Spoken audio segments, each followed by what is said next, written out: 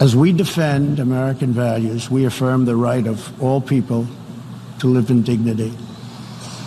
For this reason, my administration is working with other nations to stop criminalizing of homosexuality, and we stand in solidarity with LGBTQ people who live in countries that punish, jail, or execute individuals based upon sexual orientation.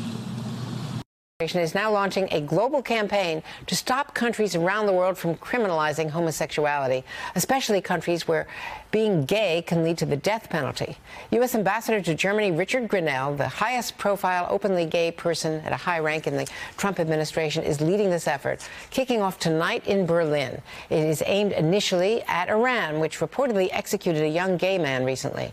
Joining me now from Berlin, NBC national political reporter Josh Lederman, who broke this story. Josh, you win the backdrop competition today there in front of the Brandenburg Gate. Tell me about what propelled this. Why did Rick Grenell take this on? Well, Andrea, here in Berlin tonight, Rick Grenell will be kicking off this campaign that involves a lot of other U.S. embassies as well as the State Department's bureau that deals with human rights issues to try to get countries that still outlaw homosexuality to change their laws. What led to this? Well, one major thing was the reported recent hanging of a young gay man in Iran, something that U.S. officials found to be quite disturbing, and they wanted to take action against this. Of course, this plays right into the Trump administration's strategy to try to isolate Iran, denigrate Iran, and it helps the Trump administration find a point of agreement with European countries about Iran that has been quite lacking as the administration has been trying but failing to get European countries to leave the Iran nuclear deal and to reimpose sanctions. Now, they're taking it on primarily, as you point out, because of Iran. It's an egregious case of human rights abuse. What about Saudi Arabia? What about the UAE? What about Pakistan? Other U.S. allies, particularly Saudi Arabia, where the monarchy has not responded to human rights problems?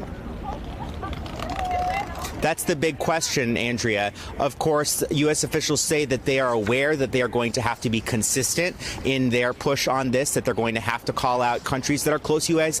allies, Saudi Arabia, the United Arab Emirates, Egypt, and others that still have laws that are used to penalize homosexuals. And this really comes at a time that the administration is pushing to try to unite those countries along with Israel to form an axis against Iran. Unclear whether calling out countries that still have these laws is going to make it harder, is going to upset some of those countries. We know countries like Saudi Arabia in particular really don't like to be called out for their human rights record.